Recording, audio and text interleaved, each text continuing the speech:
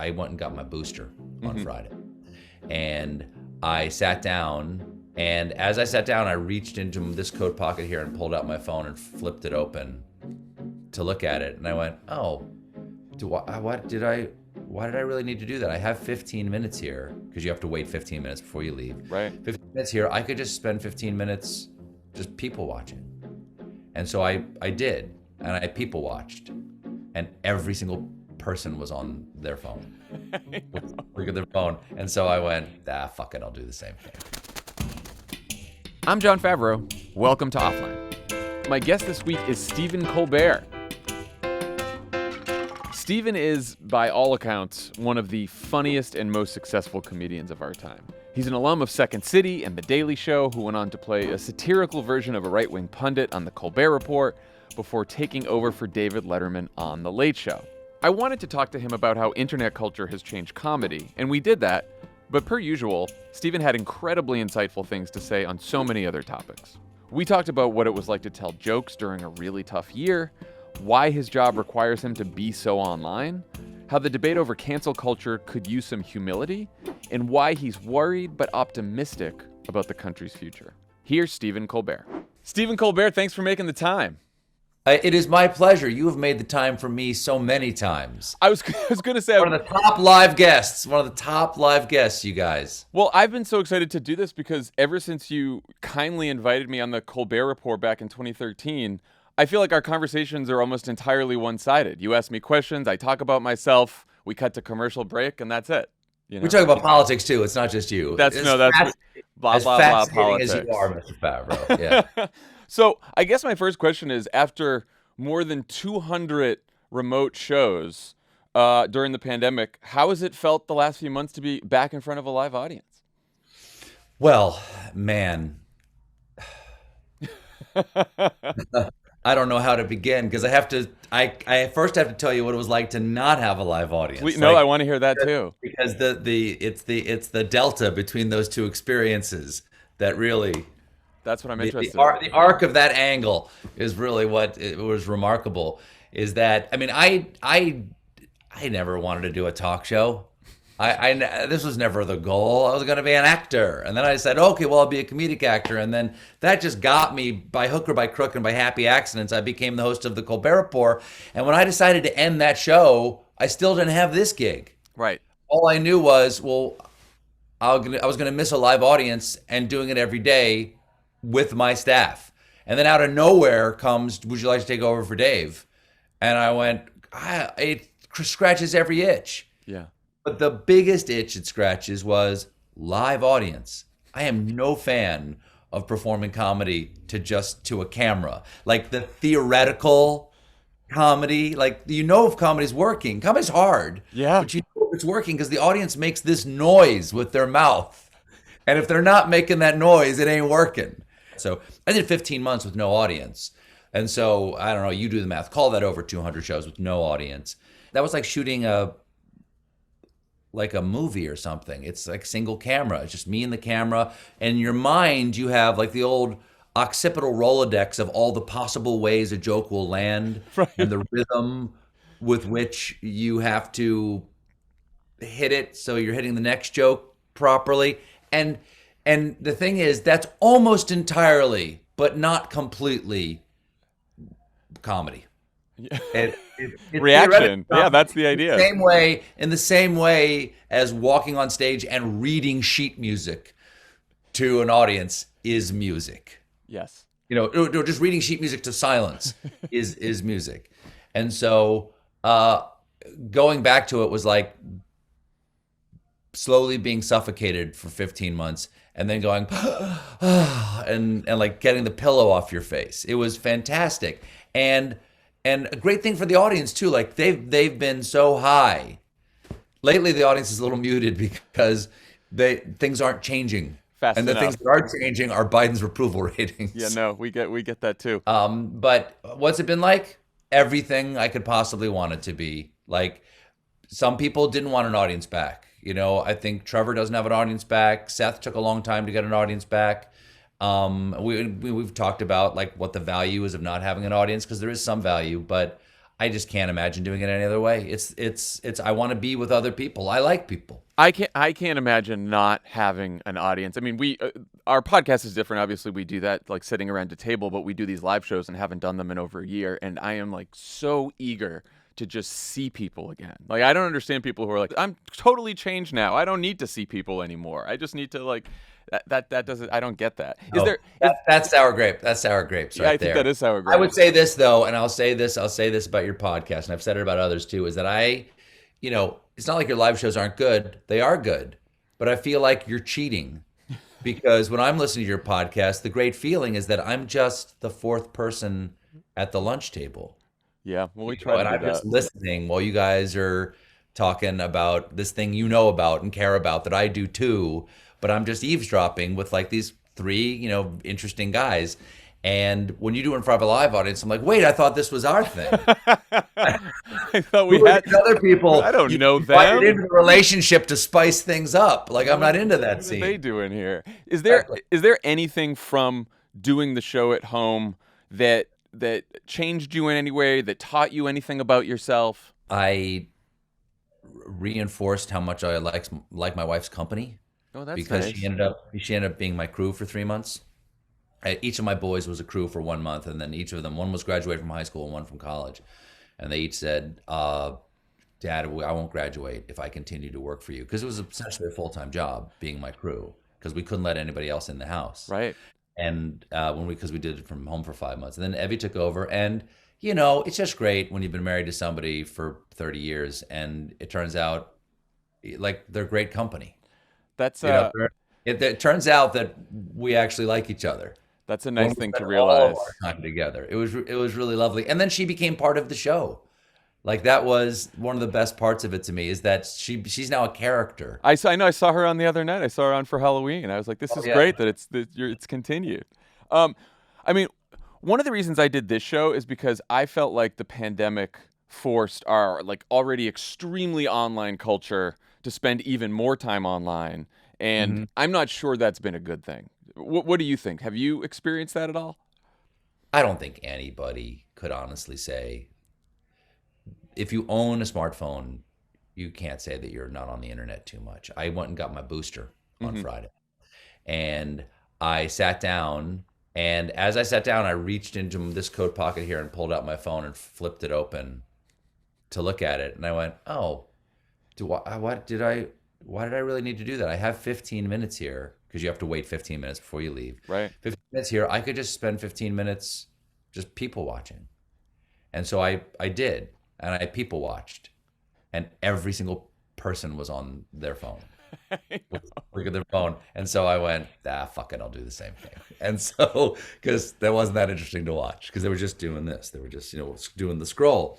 I have the little thing. I don't know. Maybe everybody has this, but I have the how much. Yes. How much you spend on your phone. Comes on Is Sunday. that Comes on Sunday. I don't know Yeah. if that's an app I've installed or whether it's some toggle I flipped over in my iPhone. I'm not sure where that information comes from, but I do find it distressing that it's like 8 hours a day. You're 8 hours. Oh wow. Oh, Like I thought 8 hours a day. I was like hitting 5, and I was worried about myself. Well, no, because we're constantly searching for what is the conversation today. And I know, I'm sure you have very much the same thing, but because we have to do a new one of these every day, I am constantly trying to peel the onion and say, well, what's really behind that? What's behind that? What's behind that? What's behind that? To give some context for the conversation. So even as someone's pitching me their jokes on the story, I'm listening with one ear and the other's ear, I'm reading about the story to see whether there's any sort of juxtapositional information here that could be comedic or does it relate to some other thing that we're talking about today. And so, but for what I do, which is really, it's not necessarily much media criticism, is that I'm a curator of the daily media experience. Yeah. We say like, well, we watched it too, or I read it too, or I saw that meme too, or I had that reaction to this event as well. And here's how we processed it. Because you had your emotional process, you, the audience. This is our emotional process. But to have such a wide net cast all the time, it is, we have to lower ourselves into the radioactive pool that is the internet. Just So that just we to can, know. Yeah. I know. so that we can be pulled out like a carbon rod at the end of the day, and they put the carbon rod in front of a TV, and I irradiate it back at the audience at a much lower rad level that's not lethal. You know what I mean? But I we do. feel poisoned. Part of the job is that I'm drinking the radioactive, I'm doing shots of the radioactive pool in order to radiate it back at you. So that's part of the job that I don't particularly dig, Daddy-O. Is it all Twitter that you're doing? Are you scrolling through Twitter or are Oh you doing? no, I don't ever do that anymore. Oh, that's good. I don't even have Twitter anymore. Oh, wow. I mean, I Okay. still tweet. I still tweet, but I literally give a tweet to somebody else to tweet, and that's the only way I've been able to reduce my intake at all is that I never read Twitter.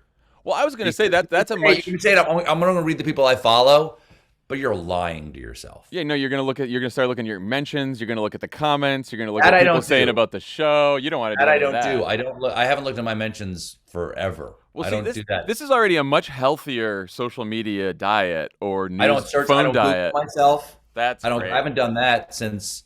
I have not searched for my own articles since the correspondence dinner in 2006 because You figured that was enough. Jesus wept. That exactly. That was enough attention for anybody. But I think it's ultimately. Here's the thing: does it break our brain? My brain came pre-broken.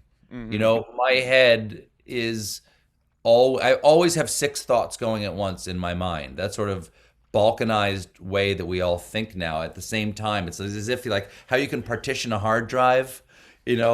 My brain is always partitioned and running 3 or 4 programs at once, and the internet merely is, as my daughter once said to me, Dad, there's never been anybody more ready to receive the internet than you, because you are the internet. Like that's how your brain works in good ways and bad ways. And so I feel basically the culture of the internet is poisonous. The mechanism of the internet, I think, is wonderful. Yeah. Well, it's interesting because I talked to the New Yorker journalist Gia Tolentino for this show, and the crux of Name her. drop. Name drop. Yeah, I'm just dropping it. That's just one of many, so get ready. The crux of her argument is that the internet, and especially social media, has become like an endless performance with no backstage, where we're all forced to create and maintain a public identity all the time. And it made me think about something that you've said, which was that becoming the host of The Late Show required you to figure out what part of you and how much to put out there. What was that process like, figuring out how to become the host of The Late Show and sort of show that identity to the world? Still figuring that out. I mean, honest to Pete, because not to go Walt on you, but I and all of us contain multitudes. So we make decisions within our family life growing up of like what our identity is there. Yeah. Then we have another identity with our friends and another identity in our job and another identity with our lover or whatever. And so it's not an easy thing to figure out what part of that is a form of entertainment for people. And I think stand-ups have a better transition into the kind of job that I do, because that's you are yourself, but you're also a persona, unless you're like high concept like emo or somebody like that. Right. And for me, Evie was the first thing. There's a seat called E1 in the suit that's in the theater. That's Evie's seat.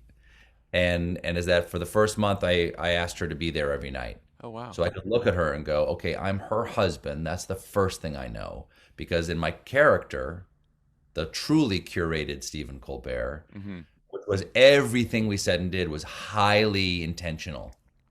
And there was a big backstage for that show. And I never let anybody see the backstage for that. I think right toward the end, I let the New York Times in for like a week or something, but I never wanted anybody to see the curtain.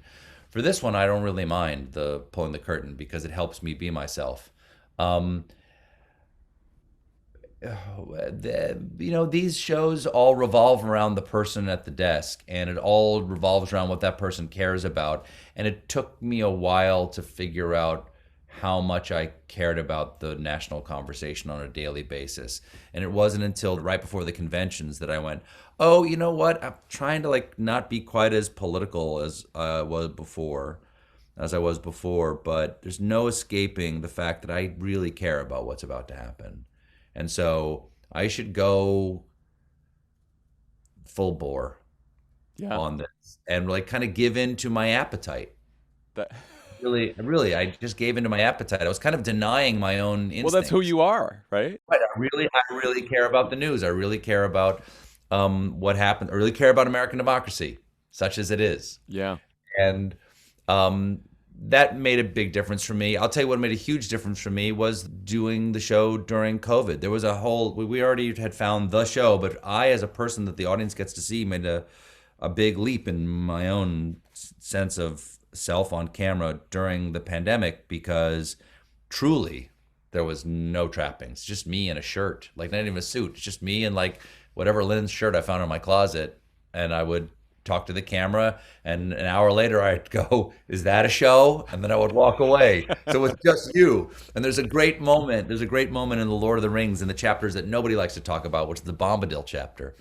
Well, there's 3 Jump Bombadil chapters, but in the house of Tom Bombadil. And at one point he's telling these stories and the hobbits are sitting entranced, and there's a moment of stillness, and Frodo says, "Who are you, master?"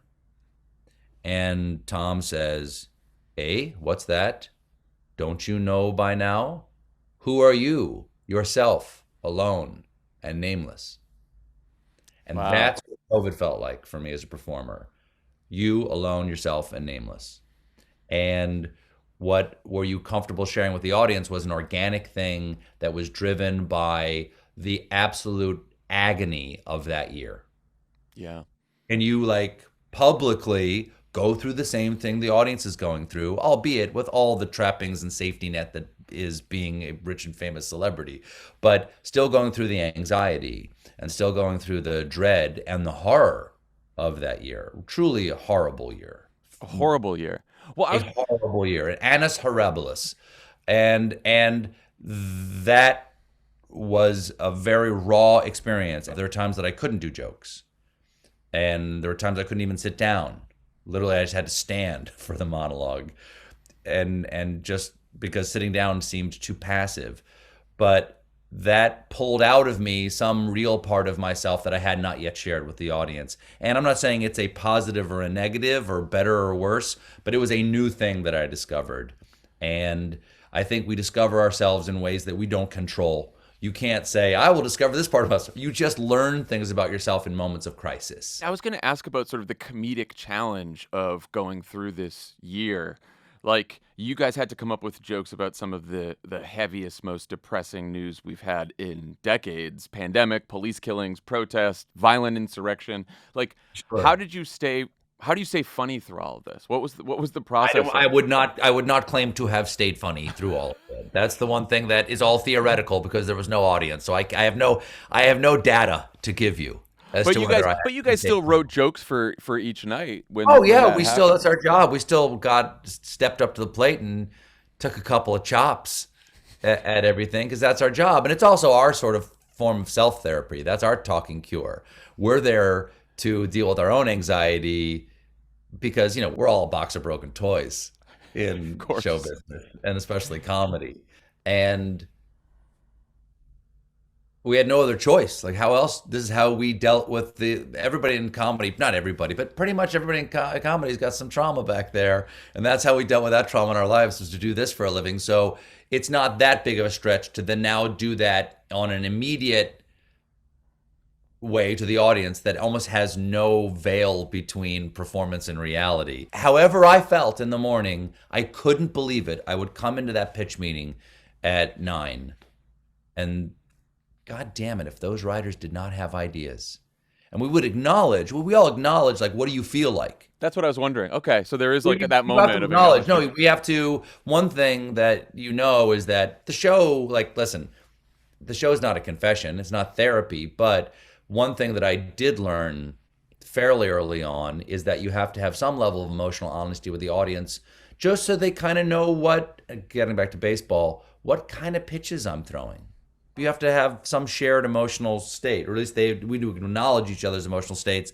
So I don't just throw a Hummer right past their ear. There's literally a sound the audience makes if I tell a joke that they weren't ready to receive. And they literally make the sound like, oh. And it's the sound you make if somebody like buzzed one by your skull without telling you how they were going to throw the pitch. And that's literally the metaphor my exec and I use. Like, we got to let them know what we're pitching here. And then we can throw any pitch we want as long as we've established an emotional agreement. That's interesting. And so that emotional agreement was the real challenge of the last year.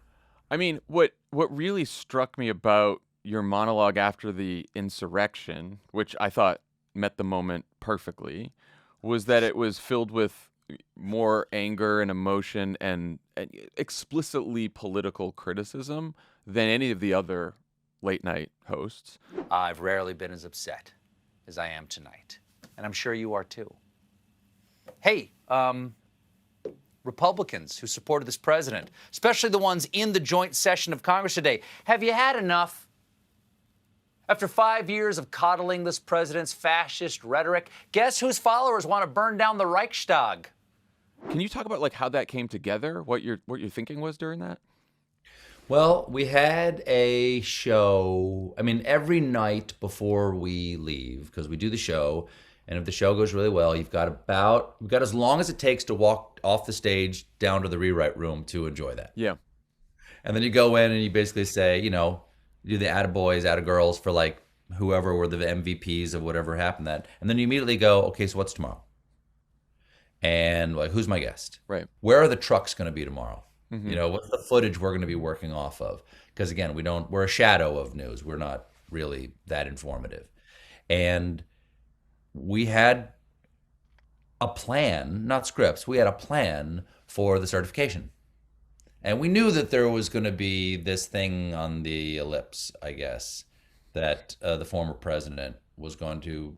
I don't even think we even knew whether he was going to be there at that point. That it was going to be pro, and it's possible, pro him, and it's possible that he would be there, and that it was bad. That's all we knew. So we had eyes on. The morning pitches were all just about certification and who might vote and who might not, and basically the people who are still promulgating the big lie. But we didn't expect this, as most people who aren't in the Republican caucus didn't. And those who weren't at the planning meetings at the Willard Hotel, who knew exactly what the fuck was about to happen. Exactly. And literally we're saying, hey, tune in tomorrow because it's going to be wild. It's going to be wild. It's going to be earth-shattering, Yeah. So at about 1:00 is when we look at scripts. And this was back at a time when we didn't have live shows. We didn't have the audience. And so our process was a little different. I stayed home right until I went and did the show. Now I go in midday to rehearse, but I stayed home just till the last minute. And I've got the TV on in my office at home, and we're doing the read-in. We're about 10 minutes into the read-down. I say, guys, I just got to stop here. Does anybody else have this on? And I said, let's just take 5 minutes and stop and watch and see how far this goes. And it was kind of in that critical moment where it went absolutely cuckoo banana cakes. Yeah. When it went to this is bad to this is historically tragic. And I said, does everybody agree that everything we've written is of no use? Like the last 4 hours of work is of no consequence, unfortunately. And Tom Purcell, my creative executive producer, he said, okay, here's what I think you should do. I think we should stop right here. I think you should get in the car, come to the theater, come to the Ed Sullivan. We're going to do the show tonight, and we will watch this, and you watch this on the ride in. And when we get in, we will have some concept of what our emotional reaction is to this, and then we'll see if we can even do a show. And so I come in and I'm watching it the whole way, again, like everybody else, having a unprecedented emotional reaction to the threat to the great experiment. And I got to the office and we start talking about, should we do a live show? Because there's no way to process this. We don't know. don't speak too soon because the wheel's still in spin. You know, how do you do this? And so Chris says, I don't do, it's up to you. Do you want to do a live show? And I said, I have to go to the bathroom. I'm out of the bathroom. I'd really like you to have an opinion, and I bet I'll agree. I said, because I actually have to process this. That's management. That's management. I can't process this functionally. I can only process this emotionally right now. Yeah. I can't use that part of my brain right now. And I know you can, because he's so great under that kind of pressure. Right. So I went to the bathroom, came out, and he goes, we should do a live show. And I said, I think that's a great idea. and then, like everybody else, we just wrote. And at one point, we found out, and I think this is okay to say. I don't know why it wouldn't be, but I've never said it. So we had no sponsors. Oh. Every sponsor pulled out. No one wanted to be associated. No product. With whatever might come out of your mouth. Well, with a show, like a late night show that's dedicated to that. Like, yeah. And so what Chris said, remember that what that means now is there's going to be a live show and the camera will never go off. That is a high wire act of right. of the first order. I said, okay. So, okay. I mean, listen, compared to what I'm seeing on TV, throw that log on the fire. Fine. That's great. What more damage could you do at that point? What does that matter? Right. What does that matter? And then we wrote for, hours and hours and rewrote and kept adjusting and seeing what reaction is and like watching the certification. And I can't even remember whether it didn't happen by the time the show went up. I think it wasn't until the middle of the night, right? Certification. Yes, right. So I went on, it was still going on. And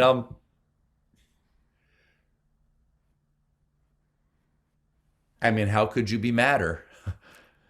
I mean, I've never been that furious in my entire life. And it was just absolutely blood-curdling fury is all I could feel. But now there were jokes. You can make jokes when you're mad. It's easier to make jokes when you're mad than when you're horrified. Because horror and fear is the opposite of comedy. Was there any part of your brain, that self-editing thing in the brain where you're like, okay, I'm mad, I want to say what's on my mind, but I have to be careful, or I don't want to go too. There was nothing. You were just like, I'm going to say what I want to say. I can't drop an F-bomb. I know that because, I mean, we're on a 7-second delay. They'd bleep me, but then that kills the rhythm of a joke or whatever. So, like, I know not to do that. But, I mean, is there any superlative of condemnation that is too great for that moment? Is there any joke that would be too harsh? No. I don't think so. No. I remember saying somebody, some footage of some couple coming out and they're pouring milk in their eyes or whatever. They've got the snot right down their face because they've been maced or they've been pepper sprayed by security. And the reporter goes, "What happened?" He goes, like, "We were pepper sprayed." I got maced. And they said, "Well, why?" And he goes, "We were trying to get in." And he goes, "Well, what?" They were mad. They were pepper sprayed. He said, "Well, why are we doing that?" He goes, "Why did you want to go in?"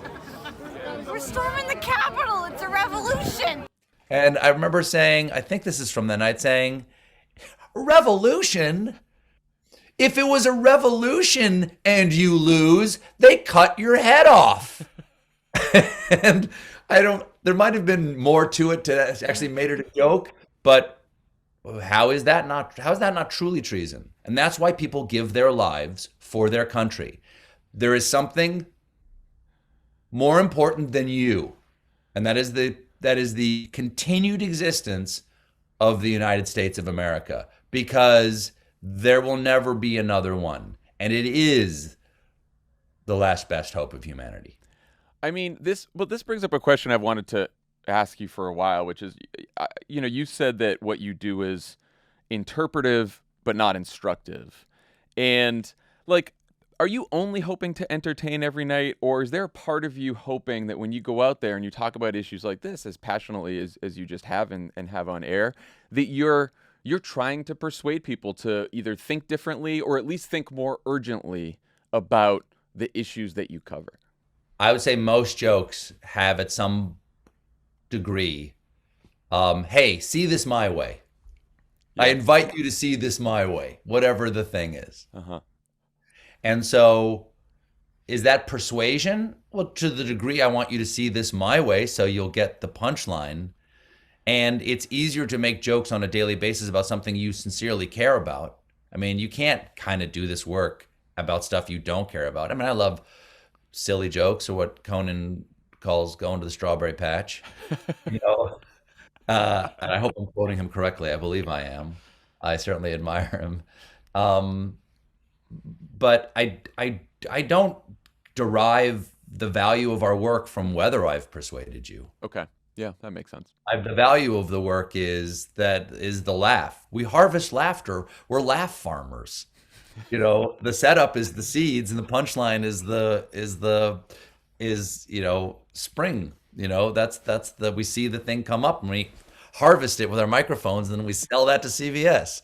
But to be mechanical about it, hey, I really do care about most of the things we're talking about. So, look. Do I care what then happens about the thing? Yeah. Do I delude myself that what I'm doing is going to affect that? I don't. I've been doing this for a long time now, and I have not seen a material effect in the direction that I would like. Well, it's not just on you, but you're contributing, I think. I think I'm contributing to something, and I don't know what it is. I have been accused of contributing to a lot of different things. Well, how often do you feel constrained in what you can joke about because you might get criticized for offending people or crossing a line? A lot of comedians have been weighing in on this issue, especially in light of the controversy over Dave Chappelle's last special. Chris Rock has said that the fear of getting canceled has made too many comedians unfunny and boring. What are your thoughts on that issue? Being unfunny and boring is a constant hazard. I would say so, yeah, especially in your line of And work. also, especially when you talk about things that are a current topic of controversy. Yeah. Delicate, right? Yeah, it's delicate. I think, and I have lived my career with the idea that I can control my intention, but not your interpretation. That said,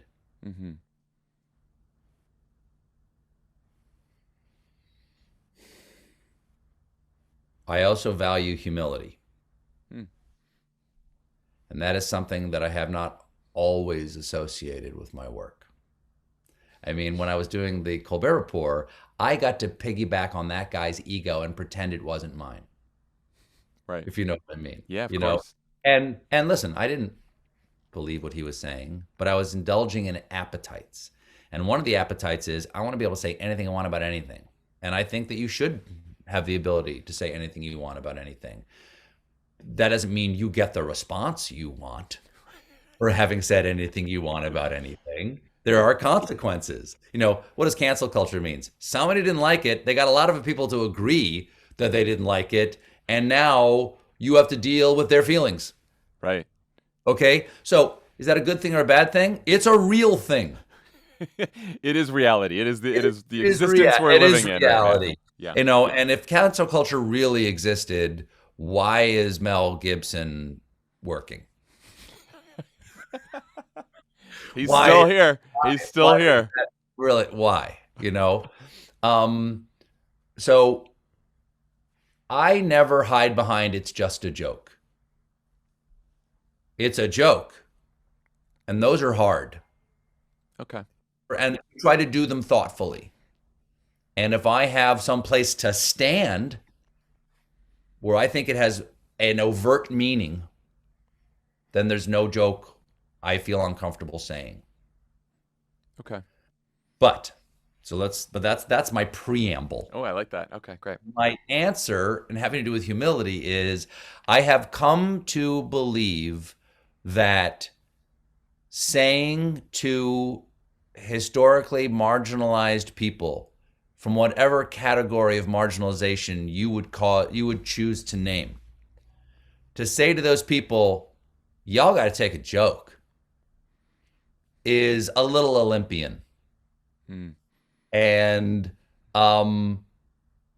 you can say it, but I think it might be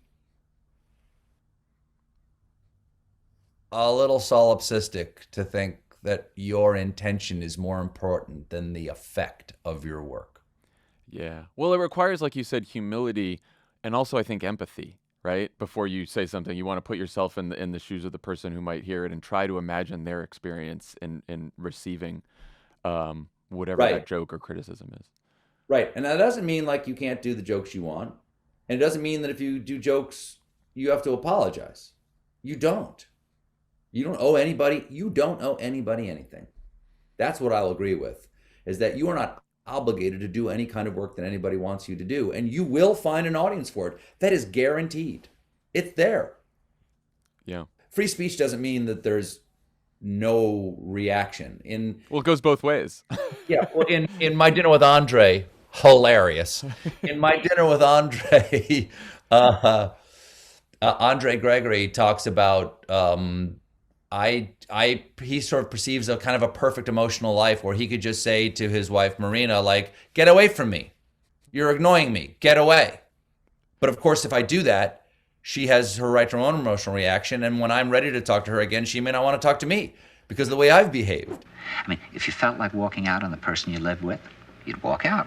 Then if you felt like it, you'd come back. But meanwhile, the other person would have reacted to your walking out. It would be a life of such feeling.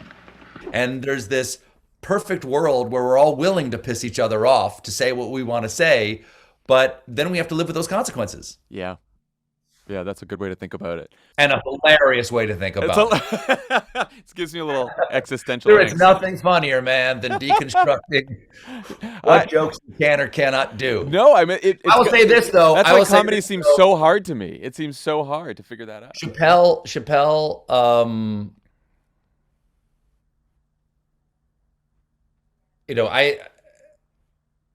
I respect him enormously. He did something on Michael Richards, dropping N-bombs at the Laugh Factory, at a set that he did at the Laugh Factory, saying, like, every time I see that sign behind me, I think about Michael Richards being up here. And he goes, you know what? I think I might be only 20% human. And I'm 80% comedian. Because I watched that and I thought, boy's having a bad set. He'll get him next time. And then went, oh, nope, there's not going to be another next time. Just only view it through the comedy lens. Whatever comedian you name, and I know you gave Dave as an example, but any comedian you name, I would say that I value human beings a lot. And I'm married to one. That's one of the reasons I love her, is that, boy, God, I love humans. But, I've said it many times, comedians and comedy writers aren't necessarily looking at things the same way. And and you can look at it sort of mechanically or just with respect to a craftsman. And if somebody does a good joke, however rough that joke may be to somebody, my first reaction as a comedian is like, oh, that's well constructed. Oh, that's a good joke. Oh, I totally see why somebody would be mad about that. I 100% get it. Shit, I wonder how he's going to deal, or how she, because it happens to women too, I wonder how he or she is going to deal with the fallout from that thing, because I've had to deal with fallout from shit. Right, yeah. But my first reaction is I'm afraid it's not the human reaction. My reaction is, oh, wow. That was a daring thing to do, knowing what the reaction is. And boy, you certainly did land that dime right in the cup, man. That was a nice little toss. It was like a carnival. Can you throw the dime into the fishbowl and win the when I see somebody throw that dime in there, I don't know what they're going to win. They might win just a bag of shit because of what they get for having done it. But I do notice how well they threw that dime. Trump has been gone for a year. I know that you breathed easy, as many of us did, if only for a moment when Biden won and Trump left. What is your current view about or level of concern about the state of democracy right now? How you feeling? Oh, not good. Yeah. I partly ask you because you've always been such an optimist. I've always considered myself an optimist. Partly it's by nature, partly it's because I worked for Barack Obama for so long. But you've always talked about America in such an optimistic way. And I've been feeling it lately, and I've been wondering what you felt. I haven't lost my optimism, But it's like, it's like watching a flood come into your town and cover everything with mud and whatever was in the sewer today. Yeah. And an optimist says, we're going to clean that up. An optimist doesn't say that's not a problem. Right.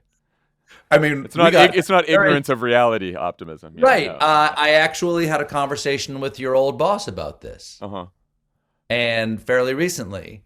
And he said, I am optimistic, but I am not naive. And I would say the same thing. Yeah. What I'm trying to say is Barack Obama and I are a lot alike. Talk about the name drops. Jesus. Well, you're up there. Do you think your optimism comes from your religious background at all? I've always, because I was sort of raised Catholic, social justice, Jesuits, and it's sort of driven me that even though things are awful, that there can always be something a little bit better, that we can always sort of push towards something better.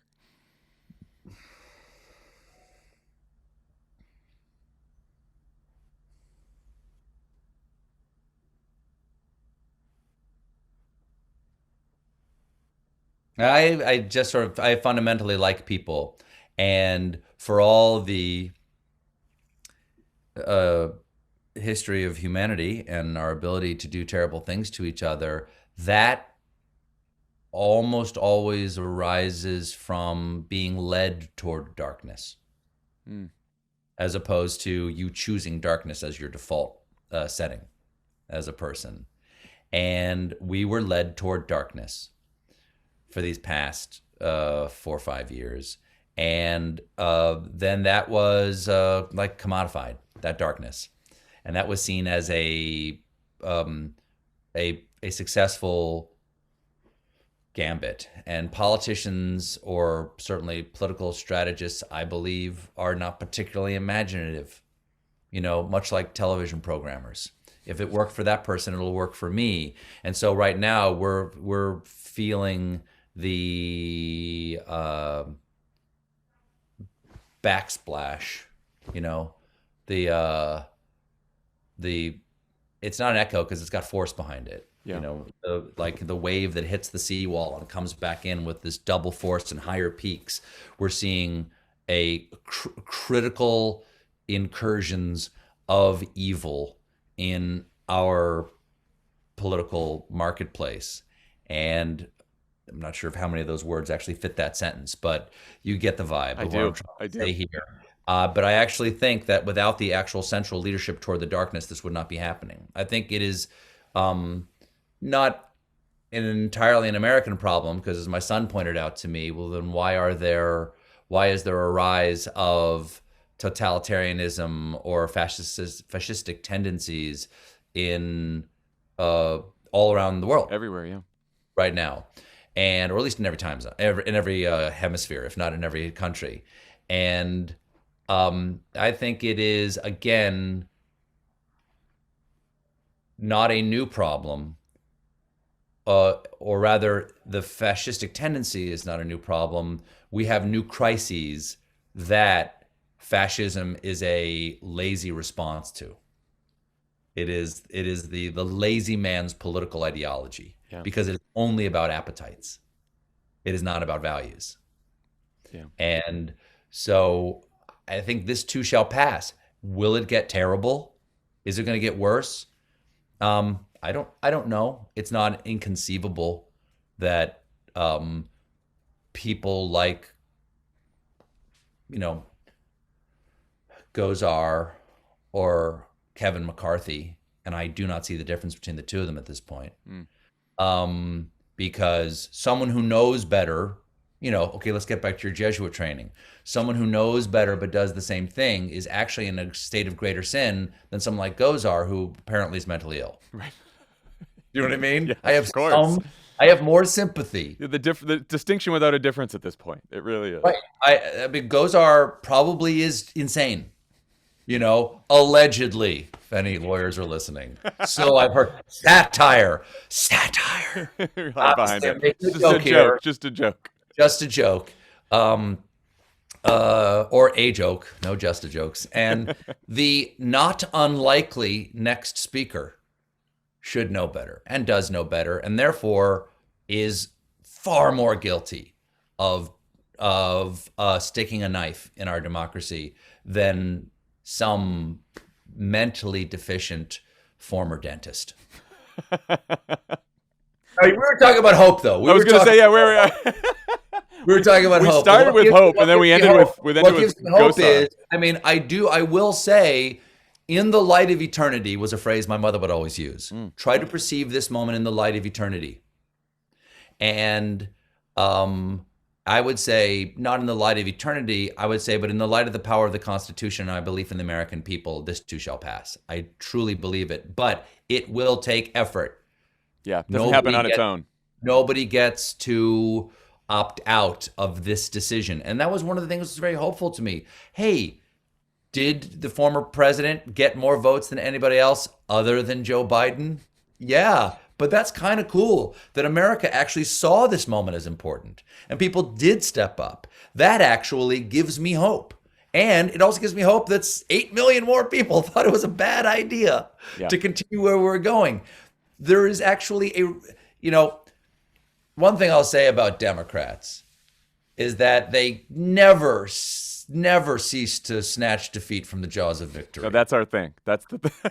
And what do you want? Enjoy it. Enjoy this. Because of course it'll end.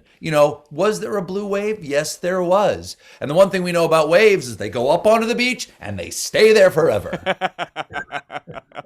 Of course this is cyclical. Fucking enjoy it while you can, maniacs. And get to work. You just gotta tend to democracy over and over. Exactly. It has to continue. And will there be bad news? Of course, there's always been wars and rumors of wars. But you shall not know the hour nor the day. And I think that it is listen, let's get back to humility. It is not for me to say how people react to my work. It is not for me to say whether my work has an influence. It is not for us to say what this present moment brings as its fruit next year. Is Virginia a bellwether?